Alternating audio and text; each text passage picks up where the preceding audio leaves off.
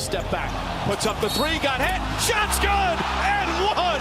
Like he is in awe of himself at this point. Westbrook accelerates and scores! They're going to have to play lights out every single night. Like, they can't have any bad game. Last night it was the NBA suspending its season after Rudy Gobert of the Utah Jazz tested positive for the coronavirus. This thing is so scary. We don't know anything about it. This hiatus will be at least 30 days.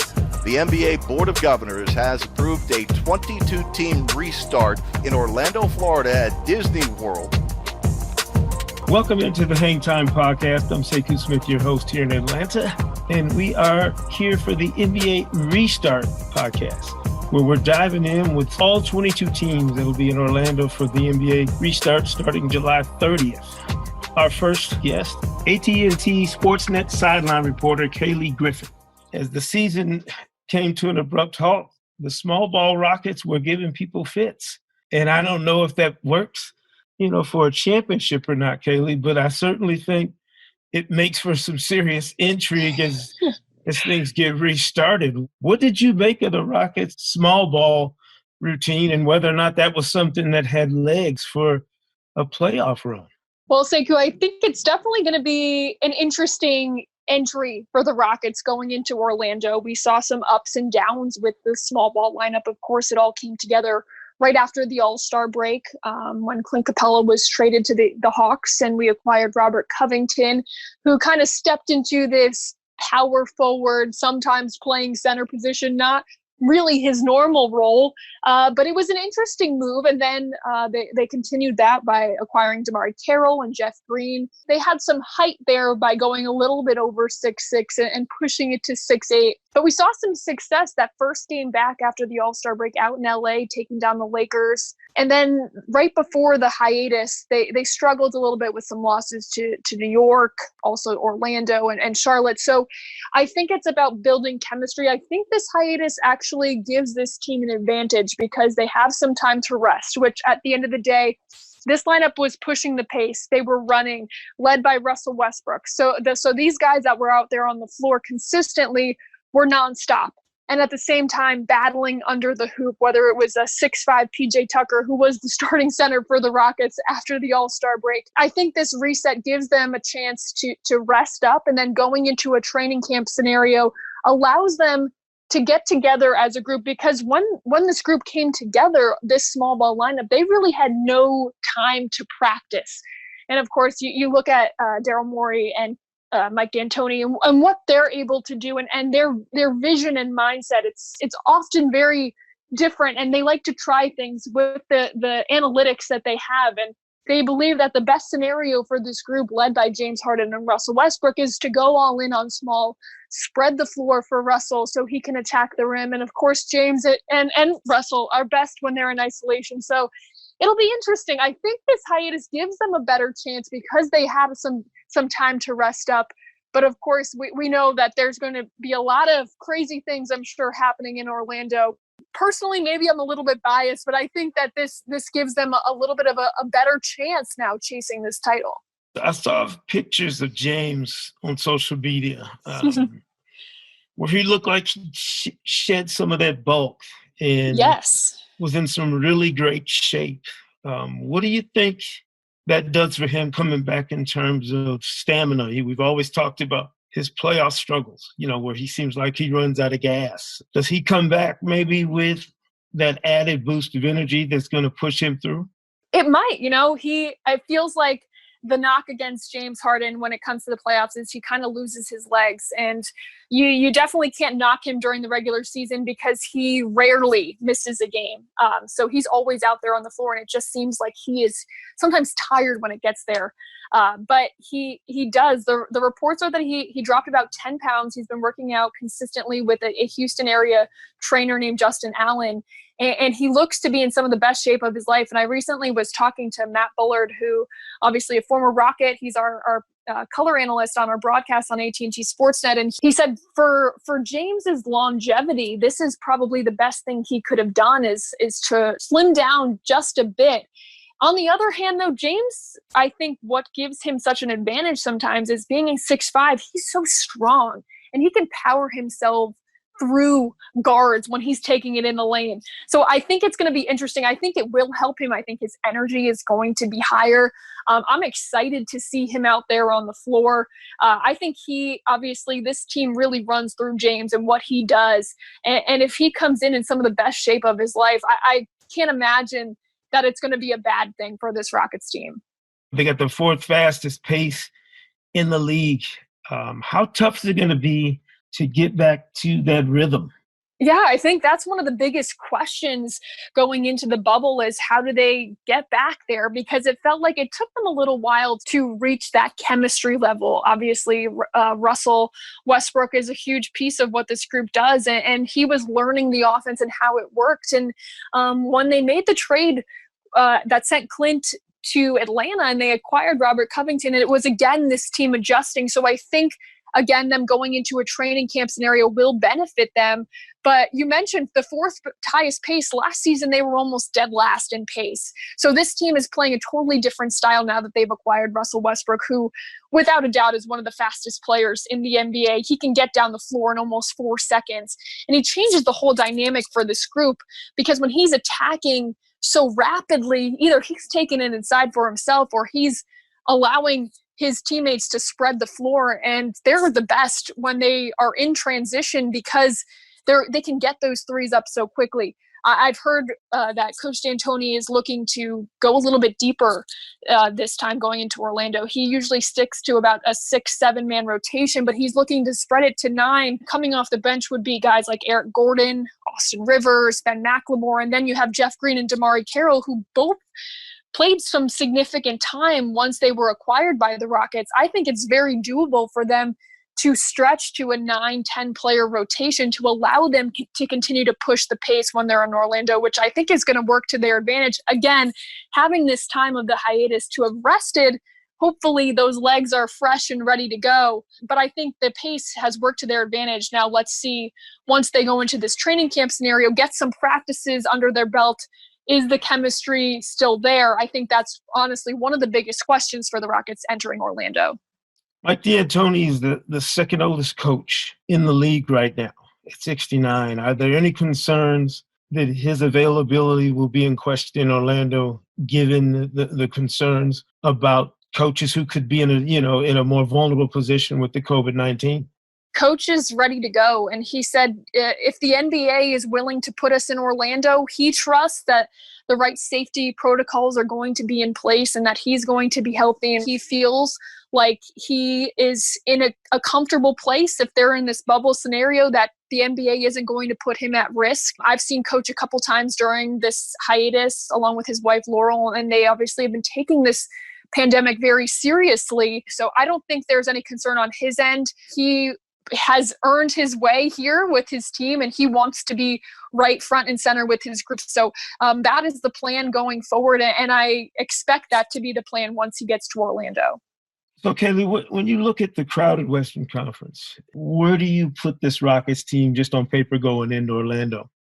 I see the potential of this group and the talent that they have, and I would put James Harden and Russell Westbrook up against any duo in the NBA.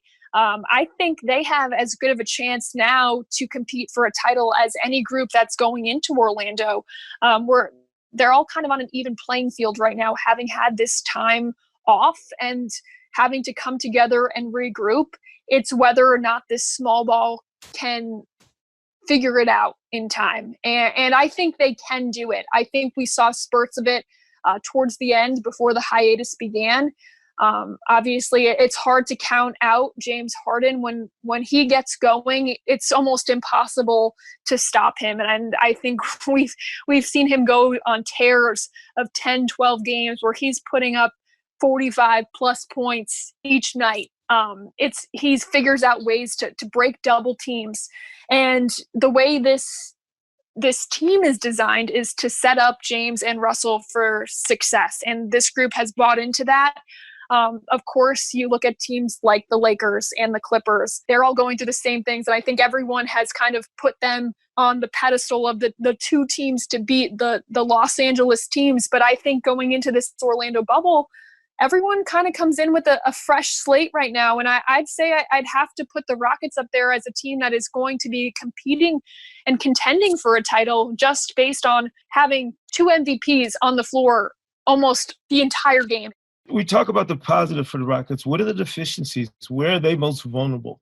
The point that jumps out is their height. If you look at who they have on the roster right now, you have Isaiah Hartenstein, who is, I would be surprised to see him in this lineup consistently. He's a 7-footer, but from what we've seen over the last few weeks of the regular season that was played, Jeff Green was the tallest player on the floor for the Rockets at 6'8". So when it comes to matchups against teams like the Lakers and Anthony Davis, you're going to have scenarios where a Robert Covington or a PJ Tucker is trying to find ways to defend an Anthony Davis. And that's going to be obviously a tough challenge going into a 7-game series. Rebounding, again, is an issue for the Rockets right now. They were out-rebounded, I believe, in 17 of the last 18 games of the season. Now, they've seemed to overcome that because of a number of different things. But when you get into a 7-game playoff series, you're going to have to find ways to rebound. It's going to be about tightening up the defense, how they can overcome those rebounding deficiencies if that is the case, where they can be better in other areas. But most notably is the height and the rebounding differentials. How can they make up for that in other areas on the floor? Excellent. Well, we're going to take a quick break here, Kaylee, and come back and focus a little bit more on Orlando and what to expect at Disney for the Houston Rockets.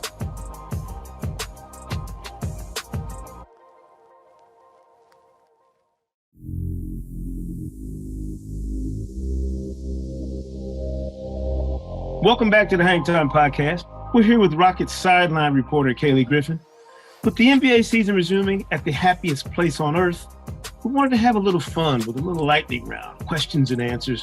We're calling it Keys to the Magic Kingdom. So, Kaylee, I'm going to ask you some Disney-themed questions about your Orlando-bound Houston Rockets. First up, Beauty and the Beast.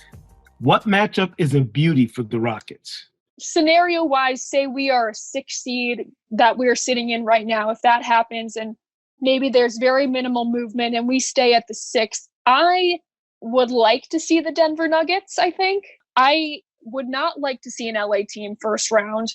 Mm-hmm. I think Denver, despite losing to them twice in the regular season, one game we played them in Denver was unfortunately the first game of the day when Kobe Bryant passed away. So I kind of put an asterisk on that game because our team was playing with such heavy hearts and emotion. I think that obviously the Denver Nuggets are one of the most talented teams in the West, but this team can run on them. I think the Rockets can run on them. I think, although I've seen videos and pictures of Jokic looking quite slim, which makes me a little bit nervous, my odds for the Rockets taking down a team that's higher ranked than them right now in the first round, I would rather see the Nuggets than an LA team. And what matchup is a beast for the Rockets? I kind of alluded to it, and like I said, I don't love seeing the LA teams right off the bat. They make me nervous. We've had some battles with the Clippers so far this season. Everyone loves to watch the energy and intensity between Russell Westbrook and Pat Beverly. They know how to get after it together. And Kawhi Leonard, when he gets into the playoffs, he just turns into another beast. He is almost unstoppable. Again, you look at the Lakers too. I don't love the height disadvantage for the Rockets in that one. We've seen them beat them, but again, in a 7-game series, that's where it gets tricky. Can the Rockets sustain the energy that they need to play with a defensive intensity that almost cancels out the height differential between a PJ Tucker and an Anthony Davis? So the LA teams make me a little bit nervous in a 7-game series. And honestly, probably a surprise team that I wouldn't love to see in Orlando is the Oklahoma City Thunder. We have really had a hard time with them so far this season. Chris Paul, he knows the ins and outs of this Rockets team. And Russell Westbrook, obviously quite familiar with the Thunder, but they've given us some trouble. They really push the pace to a lot of young guys on that team that know how to play. I would be a little nervous seeing the Thunder as well. But when it comes down to it, I think the two LA teams, either it's the Clippers or the Lakers, they make me nervous with the playoff experience that they have. A lot of them having won NBA finals, NBA championships. It would be a tough 7-game series for the Rockets. Mr. Incredible, who becomes the X factor, the real game changer for Houston in Orlando?